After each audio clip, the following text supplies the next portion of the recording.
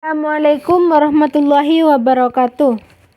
Nama saya Anggi Alfiah, NIM 123002101 dari Prodi S1 Kebidanan, Fakultas Keperawatan dan Kebidanan Universitas Nahdlatul Ulama Surabaya.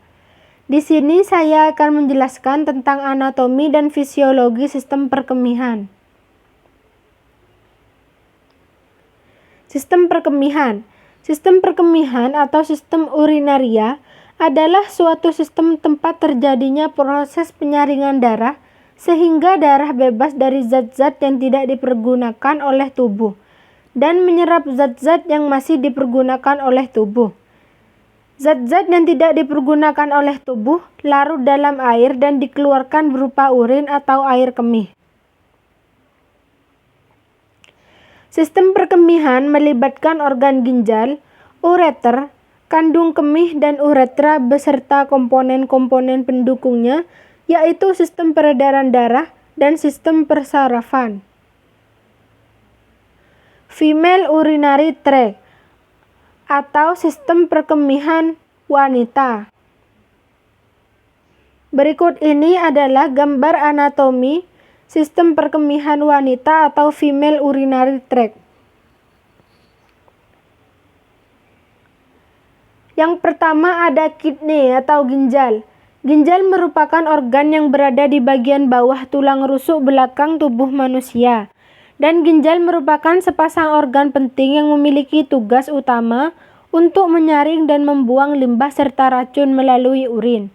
Ginjal juga berfungsi mengeluarkan sisa-sisa produk dari tubuh, menyeimbangkan cairan tubuh, memproduksi sel darah merah, mengatur tekanan darah, menyaring 120-150 liter darah per hari, mengaktifkan vitamin D untuk kesehatan tulang dan gigi. 2. Ada renal pelvis. Pelvis renalis atau pelvis ginjal adalah ruang berbentuk corong yang terletak di dalam ginjal dan berperan penting dalam proses pengumpulan dan pembuangan urin.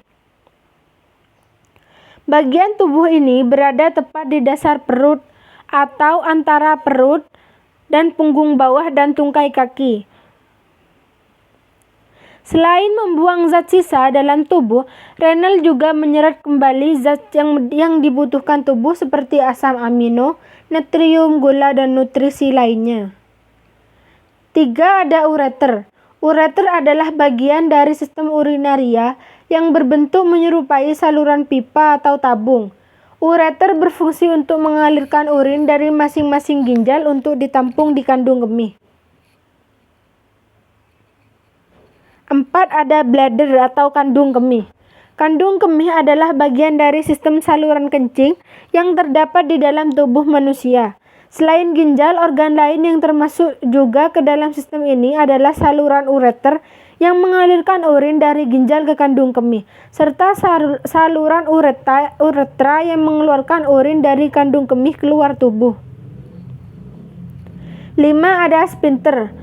Sphincter urin adalah otot dengan bentuk lingkaran yang bertanggung jawab mengontrol aliran urin.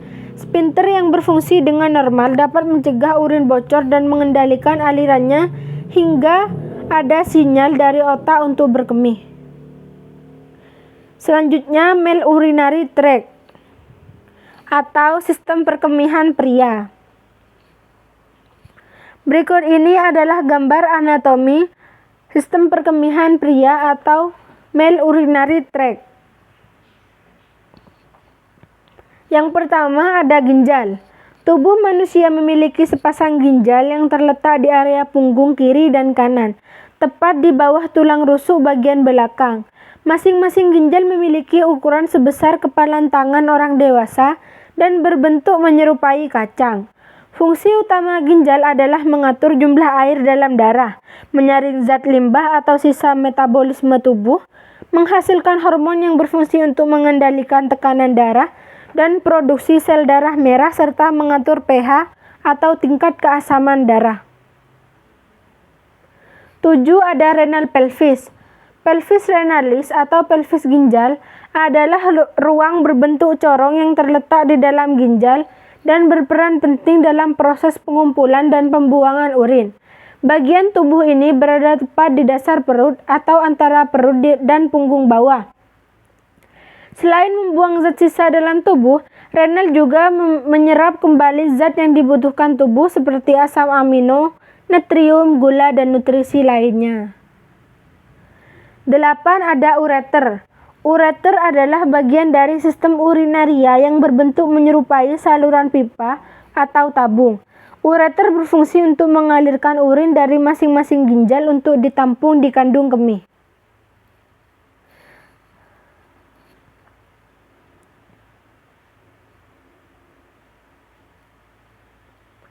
10. Bladder atau kandung kemih. Kandung kemih adalah bagian dari sistem saluran kencing yang terdapat di dalam tubuh manusia. Selain ginjal, organ lain yang termasuk juga ke dalam sistem ini adalah saluran ureter yang mengalirkan urin dari ginjal ke kandung kemih, serta saluran uretra yang mengeluarkan urin dari kandung kemih keluar dari tubuh. 11. Ada prostate gland atau kelenjar prostat adalah organ reproduksi pria yang terletak pada rongga pinggul tepat di bawah kandung kemih dan mengelilingi uretra.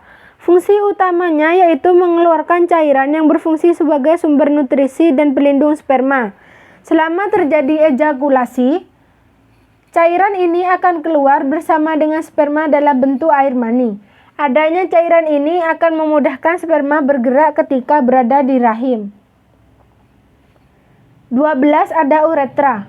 Uretra adalah saluran tempat mengalirnya urin dari kandung kemih sehingga dapat dikeluarkan dari tubuh. Uretra pada wanita, ciri-cirinya adalah pada wanita, panjang uretra sekitar 3-4 cm terletak di sebelah atas vagina. Lapisan uretra pada wanita adalah tunica muscularis, lapisan spongeosa, dan lapisan mukosa.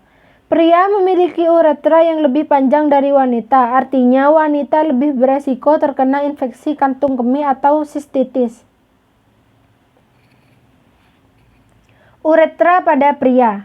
Pada pria, panjang uretra sekitar 20 cm dan berakhir pada akhir penis. Uretra pada pria dibagi menjadi 3 bagian, dinamakan sesuai dengan letaknya. 1. Uretra prostatita. Yang pertama ada uretra prostatica.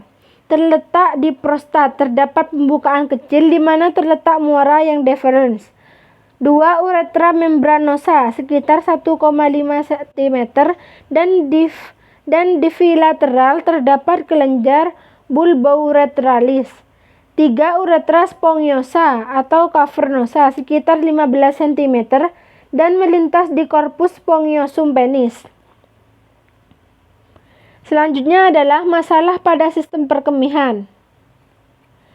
Yang pertama ada infeksi saluran kemih atau ISK, adalah infeksi yang terjadi di bagian manapun sistem urinaria, mulai dari ginjal hingga saluran kemih.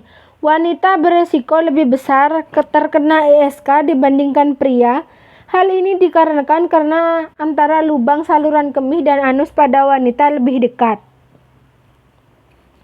2. Batu saluran kemih atau urolithiasis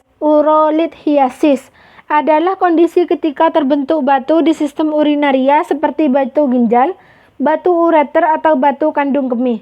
Ukuran batu umumnya bervariasi. Semakin besar ukuran batu yang terbentuk, semakin besar pula resiko batu tersebut menyumbat aliran urin dan menimbulkan penyakit. 3. Ada inkontinensia urin.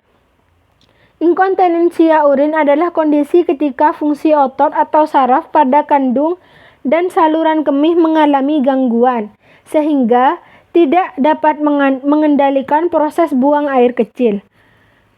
Penyakit ini bisa membuat Anda tiba-tiba mengompol, terlebih saat batu atau bersin.